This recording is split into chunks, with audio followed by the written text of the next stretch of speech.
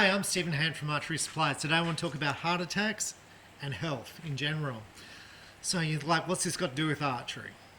Okay, so the day before Christmas, Christmas Eve, I get out of hospital. So it's kind of going back a bit. Today's the 27th in the morning and I haven't shot a bow for a couple of weeks. So we're going to do that. Now, I'm going to talk a little bit about health and my health and how I got here. So after COVID, I couldn't exercise. So I continued shooting. So shooting really didn't affect me at all.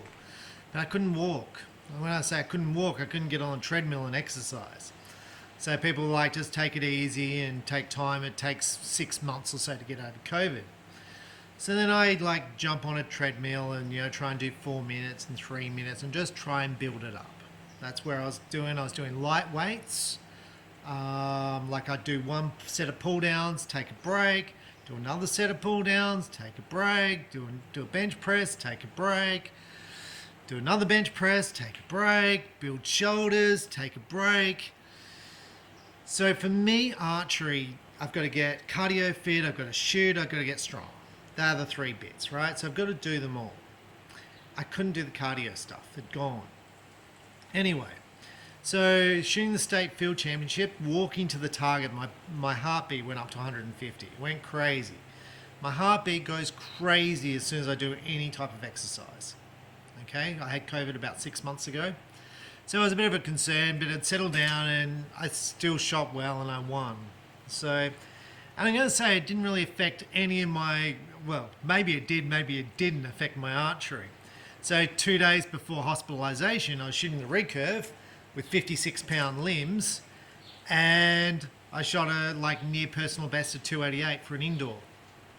So now, saying that, some of my scores have been down. I've been down in the 260s, okay? And I was struggling, okay? So I was struggling, but I came out and I shot good, right? So anyway, so how did I get here? So about 3 weeks ago, I couldn't basically walk 4 houses in my street. I couldn't pick up a 20-kilo object without heart pains. So I was getting heart pains when I walked 4 houses and back. So I ring up a doctor, my doctor. Can't get me in for 5 days. So anyway, we checked my blood pressure. My blood pressure is really high, 189 over 110, I think, and I hit some 117s. So we ring the doctor because we can't get in for 5 days, right? And say, look, this is my blood pressure, what shall we do? He says, go to ED, emergency department. So we head off to the emergency department because my partner's in a panic. Me, I'm really it's just I would exercise and then I'd take a break. So this is my thing. I would exercise, break, exercise, break. That's what I was doing. I was just trying to build it up. So I go to ED and I say, look, I've got heart pains when I exercise. My blood pressure is really high, and they're like, we'll go to a doctor. And I'm like, well, I can't because I can't get in my doctor because it's 5 days. And my doctor said, come here. If you go on Google, Google tells you to go to ED when your blood pressure's that high. Anyway, I wait there for 6 hours and I don't get seen, and there's 26 people ahead of me. And I'm like, well, I'll just go home because there's no pain anymore. I've been relaxing, no pain. Anyway, that night I get a pain in my heart again at night time, so I go in next day to the ED, and there was 3 people in there, but by the time I wait, there's 26, and I'm still level 4, which is the low thing because I'm not about to die, so I leave. Okay, so 3rd time in ED. So the night before my doctor's appointment, I get more pains, so I go back to ED. I wait another 6 hours. I'm unseen. They're like, you should really be going to a doctor. You shouldn't be coming to ED for this. Okay, right. So I waited 6 hours, unseen, and there was people in there with cracks to their heads and all that sort of stuff, right?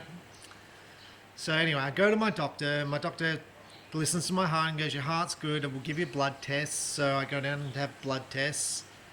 Come back 4 days later. Blood tests are perfect. he says. Blood tests are perfect, your blood pressure's perfect in his waiting room. In his waiting room, my blood pressure was 140/70, and at home it's 188 or something. So anyway, he puts me on a mild dose of blood pressure medication, and very, very small, the smallest. And he goes, "You'll be right, come and see me in 4 weeks." Anyway, I then wake up one night with heart pain. At midnight, I take an aspirin, it goes away. Have a puffer spray, because when I have this heart pain, I can't breathe. Okay. So the next night, wake up at 12 o'clock, heart pains across my shoulders, and I'm like, oh, that's not good. This is a sign of a stroke. So I take Ventolin, I take some aspirin, I lie down in bed. Now the wait here for an ambulance is massive, like it's 3 to 4 hours, so I'm like, well, I'll just see if I get better. Anyway, I go back to sleep, wake up at 1 o'clock again with pains at night in my chest. So at this stage I'm like, well, I'm going to drive to hospital. Now, driving to hospital if you're having a heart attack is a huge risk, because you could die on the way there. Okay? But my pain wasn't too severe, and they'll ask you about what your level of pain is, and I think that's different for everyone, but it wasn't too severe. I'd felt more pain before, so I'm like, well, I think I'll be okay, I'll just relax. So I drive myself to ED at Flinders Medical Centre. I don't go to Noongar this time, I go to Flinders, which is a bigger emergency department, and I've got to walk up a ramp. It's like that. Now, I can't walk, right, because I can't walk 4 houses. So anyway, I walk up this ramp slowly to get to ED. By the time I get there, I've got a sweat, can't talk, and I'm about to pass out with the heart pains and all that sort of stuff. So there's literally a stroke waiting to happen. So I get in there, they put me on an ECG machine, take my bloods, and I wait 18 hours, because this time I'm not leaving. So I'm not leaving. I'm like, I'm going to be seen this time by a doctor. Anyway, so the bloods indicate I've had a mild stroke, very slight stroke, and I see the cardiac doctor after 18 hours, and he says, we're going to operate on you in the morning. So that's about 5 o'clock in the afternoon. So I've been waiting since 1 o'clock at night till 5 o'clock in the afternoon for a doctor to see me. So I get seen. Doctor says, we're going to operate on you tomorrow. Then next minute, nurse walks in and she goes, "Andrew," and I'm like, "No, I'm Stephen." She goes, "We're transferring you to a private hospital." I'm like, "I don't have private health insurance." And then she walks away, and I'm like, "This is great." Like, anyway. So she comes back in about an hour later and she goes, "No, you're transferring to Ashford." So they transfer me to another ward, waiting for an ambulance. The nurse there goes, "Oh, geez, I don't know if we'll be able to get you in, because the ambulance has got such a wait." She said, "By the time the ambulance is available, they'll probably close the other hospitals. That's going to create huge problems for you, because you're meant to get surgery tomorrow." She goes, "How about you drive there?" Right, so they're wheeling you in a wheelchair around the hospital, because you're not allowed to walk because you've got cardiac, right? And then this nurse is like, "No, you're fine. Just drive there and you'll be fine. You've got to be there by 8 o'clock, otherwise the hospital closes." Like, okay, so we drive to the other hospital. It's a private hospital. Now, I've never been to this hospital before. As I said, it's a private hospital. They've got an ED. And I'm like, okay, well, I don't know thing, and anxiety and stress and all that. So blood pressure can be triggered by a number of issues, stress being one of them, and I think I'm largely stress related. So I get there, and amazing, their ED department, absolutely incredible. They've got like about 10 beds. They've probably got 3 patients in there, so you're seen instantly. Now, to be treated in this ED, emergency department, $400, that's all you got to pay, as opposed to waiting 18 hours. It's craziness. Anyway, so doctor and nurses all around me, taking my bloods and doing everything to me. It was amazing. And then in about 2 hours, I got transferred to a cardiac ward. So nurses are amazing in the cardiac ward. Like they all come over, read all your files, and anyway. So I'm set up in bed. So in the morning, doctor comes around, doctor, lung doctor, physio. All these people come and meet you in the morning. So then lots of tests, so many tests, all on the same floor with all these MRI machines and so many tests. It's quite amazing. Anyway, so they're going to do a stent procedure. So that's this thing here, the little mark. So they put this thing in your artery and it goes up into your heart, right? And open up your artery. Okay. Well, I'm thinking I'm going to die, so I'm like, well, this is better than death, right? And we're going to talk about all the things that's going through my mind when I think I'm going to die at home because I can't get any service, right? We'll talk about that. Because I'm like, well, actually, I've had a pretty good year, 2022. I'm pretty happy with the way my archery went. Won lots of shoots. I'm pretty happy with 2022. Which is a funny thing to think about, like, because when you're like thinking I'm about to die, you think, well, you know, you think about your life and how your life's been to this point, and I'm like, actually, it hasn't been too bad. I've had a pretty good thing. Then you get a bit sad because you're like, well, you know, I've worked so hard to get to this point, and now I'd like to see what else I could do. Anyway. So the cardiac doctor is amazing. Amazing people in hospital, private hospital. And he's like, well, we're going to do surgery at 4 o'clock. I might have this timeline a bit around, but it's pretty much 4 o'clock. So 6 o'clock, 6 o'clock I'm down to have the surgery. Now, I'm not good with needles or surgery. Not good. Right, so I'm going to say that I'm not good with this stuff. Anyway, they're like, well, you know, you're awake while they do the surgery. I'm like, oh, that sucks. I don't want to be awake. Can't they knock me out? Anyway, so they put this thing in, and he's doing his thing, right? I'm lying on the bed. Halfway through, he goes, oh, shit. I'm like, it's okay, right?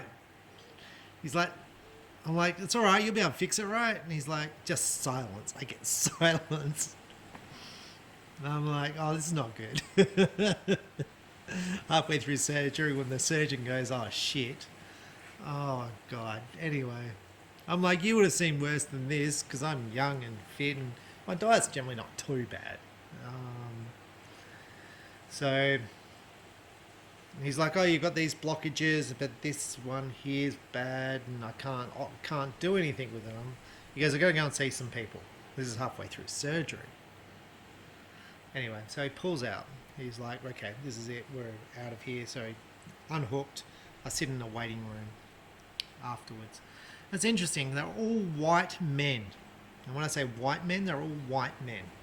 And they're all older, like about 70-year-old, and they've all been through cardiac surgery in this hospital. This hospital it's got 70 cardiac beds, private hospital, specialises in cardiac surgery. Quite amazing. And so I'm sitting there looking at these guys, thinking I'm the youngest dude there, right? And the nurse goes, no, we had an 18-year-old this morning. Oh, good.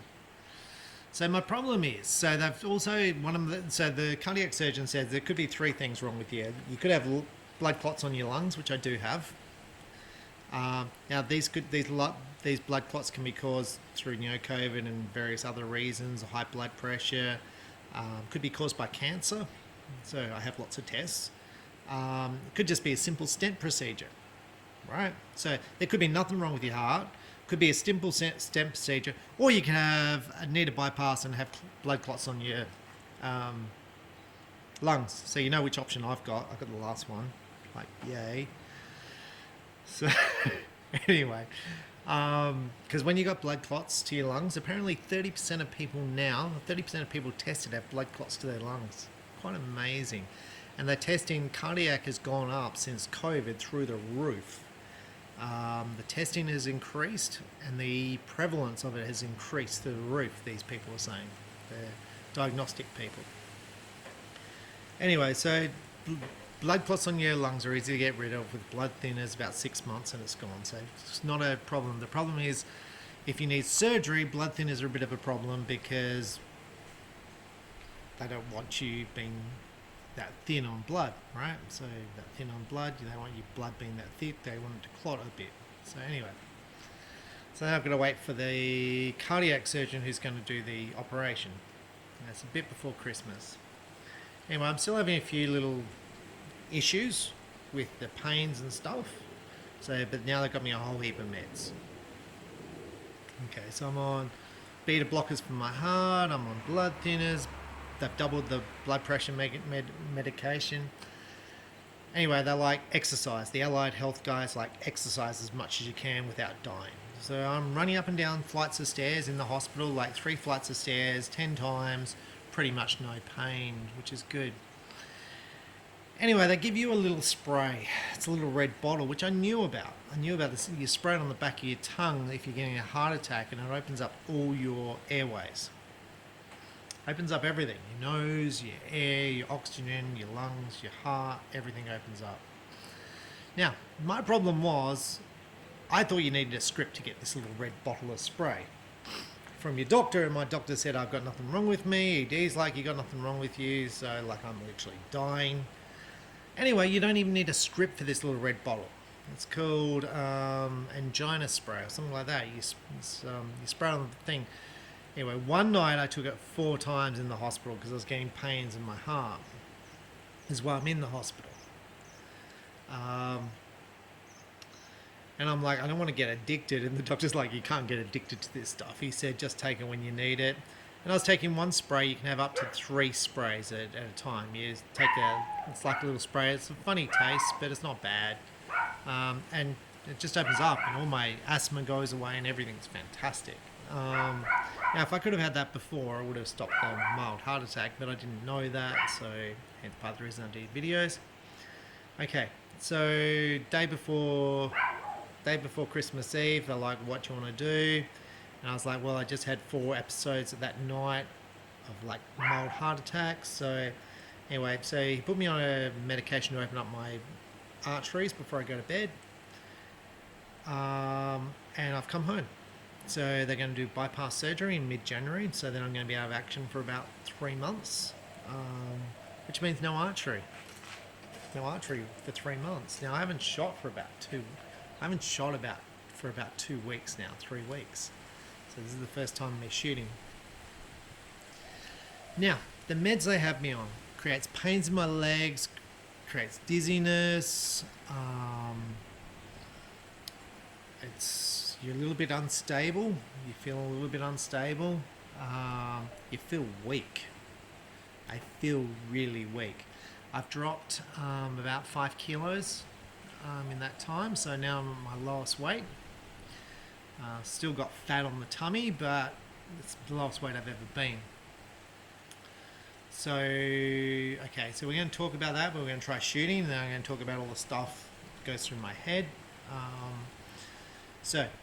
Part of the cholesterol things on your arteries, so one of my main arteries is blocked, 75% blocked, which provides the majority of blood to my left-hand side of my heart. Which is exactly where I told him the pain was. I was like there, and that's exactly where it was. So anyway, because I like, you can't feel this. It's like, it's there. I can feel it. Anyway, that's exactly where it was. So, surgeon's nice, but it's Christmas. So anyway, it'll be late January. I'll be in there, and they'll open me up and grab a vein from somewhere else and attach it. Very scary. And then part of my thinking is like, well, how long is it going to get to this stage? I'm pointing to the recurve. It was such a huge amount of work.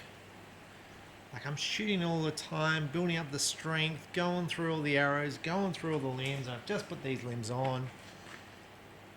And I'm like, what's going to happen afterwards? Where do I start? So I think I'll do videos of it all and sort of see how I start. And I'll probably start at light poundage limbs. With the compound over there, I'll probably start on a light poundage compound just to get the whole movement. But I'd say the archery hasn't created any heart pain whatsoever. So it's going to be interesting to see how it is. I've dropped my weights back. So my weights, the amount of weight I lift, I've cut that back. So put less pain on, and I feel a lot weaker. I feel like an old man. It's amazing. Like before all this 3 weeks ago, even though I wasn't fit, I was like, well, that's COVID. That's fine. I'll work my way through that. But now I feel old. I feel achy. It's and they say all that's gonna come back. They say you're gonna get good. Anyway, so when you're sitting there thinking, you're like, oh, I haven't got a will. What's going to happen with my shop? What's going to happen with this if I die? What's going to happen with my shop when I'm going to be like I've been in hospital for a week? How did my shop go for a week? I don't know. Did I order stock? Did I have bills to pay? How am I going to pay the staff wages? In fact, on Monday I actually had heart pains. I didn't go to hospital on Monday because I had to pay the wages on Monday. I had to pay my staff, so I went to hospital on Tuesday because I'd already paid the wages. This is the difference between a public servant and someone who owns their own business. I cannot stress enough. People go, oh, you're making all this money owning your own business. Bullshit. Absolutely crap. I make about 20 grand a year, and in the public service right now I'd be making 200,000. In the private enterprise I'd probably be making 500,000. So you do it because you like it. You like the people, you like the sport, you like things. So anyway, that's my view. Anyway, we're going to try it. So this is a 56 pounds. So these arrows we're shooting. Now these are the Ice Point Pandarus. Now I'm going to these are 500 spine. They're about 29 inches. Now with my normal CA 320s, which are like an X10 aluminium carbon barreled, they come in slightly weak with this bow at 56, right? Because they've got tungsten points. With the stainless points, the points come upside and makes about right. With the 450s spine Fivic shafts with 56 pounds, they're still spining too stiff. Now with tungsten points in the Fivics, they'd probably be spot on. So like recurve is really hard. I can't stress it enough. But let's sort of see. I'm interested in see how I pull back the bow. I'm interested in see how I aim. It's been 2 weeks. Interested to see if I drop dead, but let's see how we go.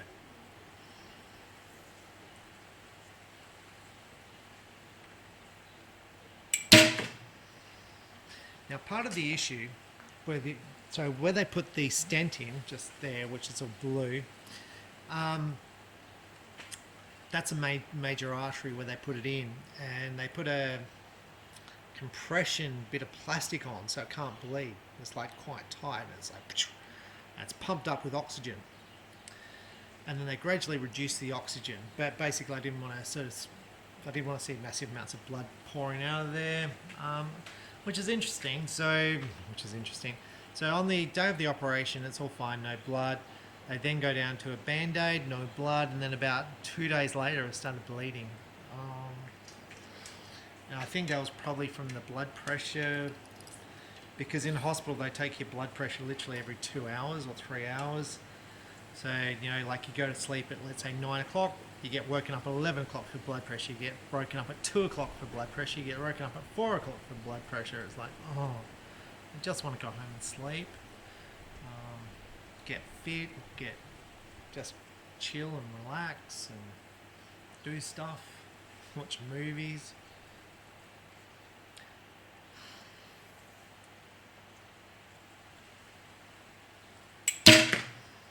Okay, so the aiming seems pretty good. I don't feel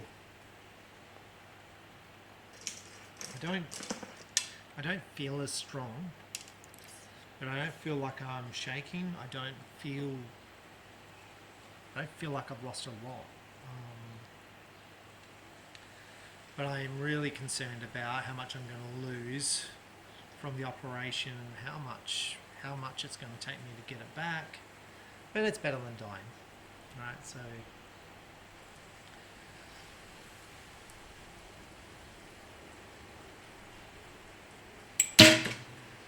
that one was a little bit more shaky. Now I would say at 52, I'm 52 years of age, my dad had a stroke. So my dad had a business, archery business, had a stroke, had 3 stents put in, I think, in exactly the same spot. And at that stage, he's like, well, I don't want to run the business anymore because of the stress levels. I will lower my blood pressure. And then he moved to Tasmania. So he lived on this nice house overlooking the river in Tasmania. And he went down there to retire at 52. Anyway, Dad got bored because what are you going to do when you've got nothing to do? So he ended up coming back to Adelaide and running the business again. And it wasn't till till it was probably 20 years later, the stents basically, when I say failed, because it's at a joint, it's a fork where it's right at the start of the fork where my blockage occurs, which was the same as Dad's, and that they normally like to stent something like in the middle.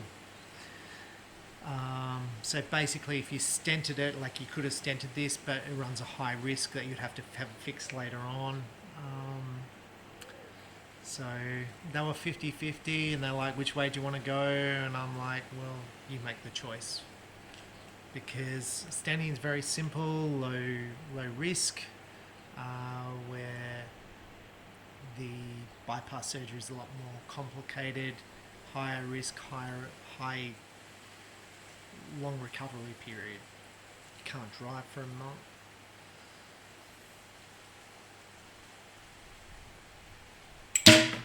Whoa, that was shaky. Okay, so this might be one shot's okay, and then I'm starting to fatigue. So we'll see how that goes.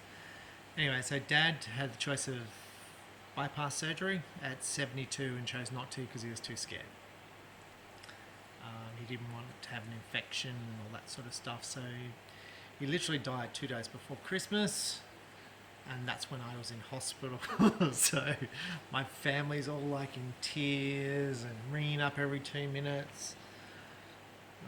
So as soon as I fall asleep in hospital, my phone's ringing and people are texting me, and if I don't answer, then I think I'm dead. And it's like, oh.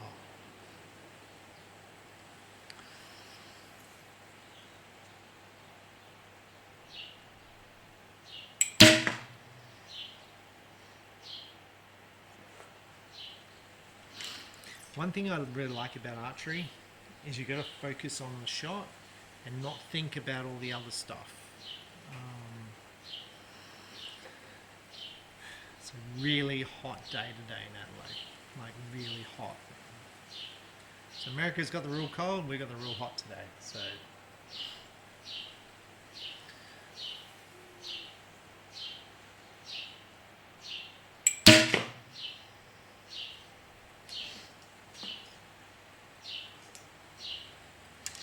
but it's funny when you're sitting there and you're thinking about your business and you're thinking about what you're going to do, and you're thinking about things that stress you, and it's like, well,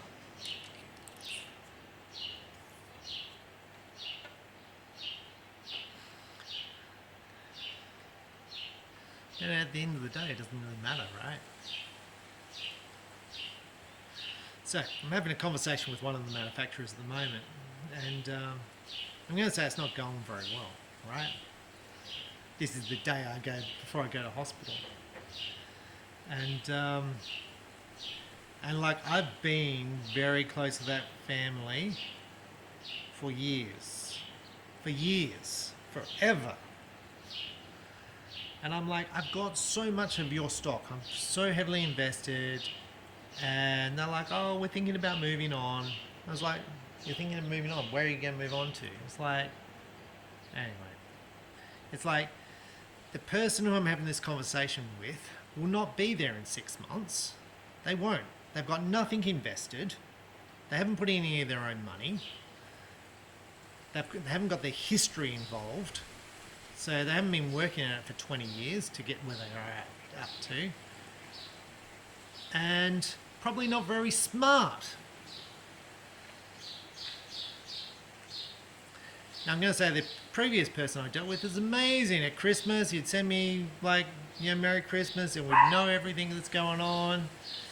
Very, very family, friends. It's a very different environment.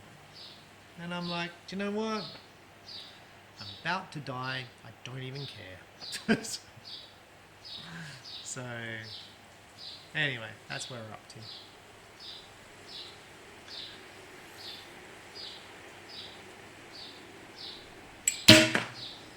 That one I aimed a little high.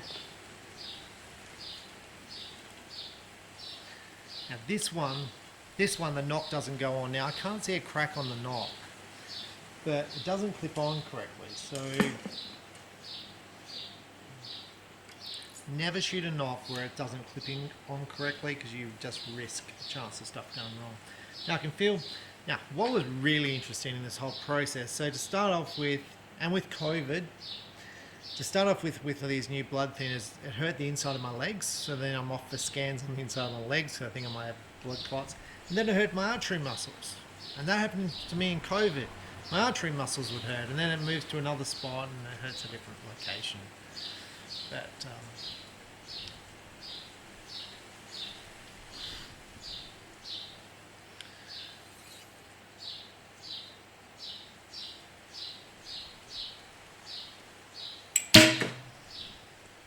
look, that felt pretty good. Look, I've definitely lost some strength. I've lost some strength. I've lost some stamina as far as with the ability to keep doing this. I can feel it now. The first shot felt good, but now I feel fatigued.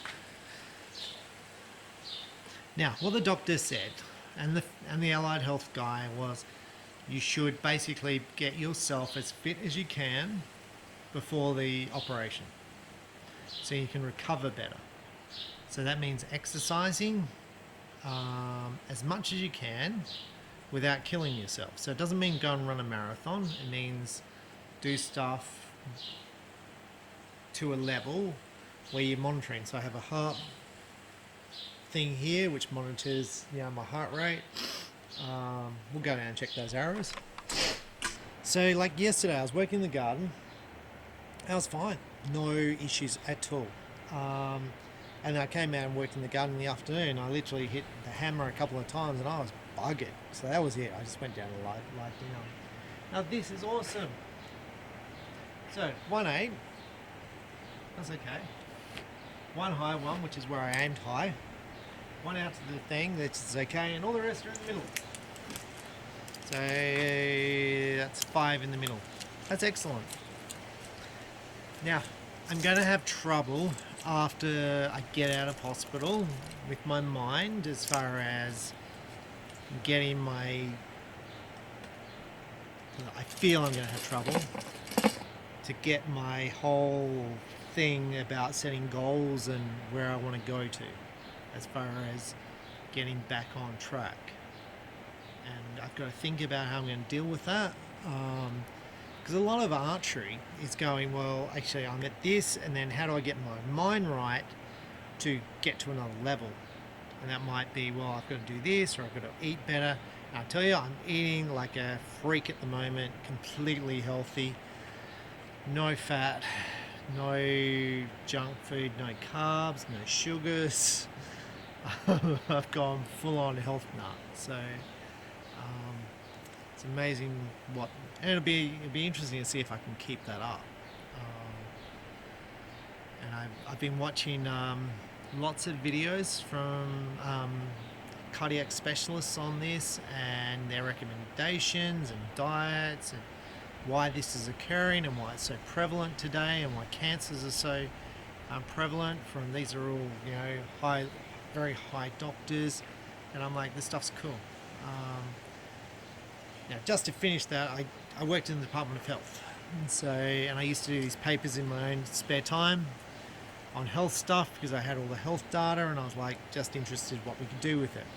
I did one paper on cancers and cancers going up at an exponential rate. I presented this to the board of the Department of Health, and I was like, here's a paper, 2-page, rates of cancer, poof, shooting up. And my question was, why is this occurring? Why has there been exponential growth in cancer? Now, round table of really smart people, and they go, "Oh, it's because there's more diagnosis today." Okay, that was it. That was my paper. My paper showing cancer, showing where we treat cancers and how much it costs, exponential growth, and someone's like, "Oh, it's because we diagnose more." No, it's not. No, it's not. It's not that we diagnose more. Our diet has changed. And if you watch these smart doctors and they've got all these research papers and they go, our diet has changed. We're basically insulin junkies.